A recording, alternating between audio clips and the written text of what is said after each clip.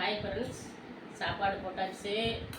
முருங்கைக்காய், கத்திரிக்காய், அவரைக்காய், கேரட்டு, பீன்ஸ் எல்லாம் போட்டு சாம்பார் வச்சுருக்கேன். அப்புறம் கீரை பொரியல், பீட்ரூட் பொரியல், அப்புறம் ரசம், அப்புறம் அப்பளம்.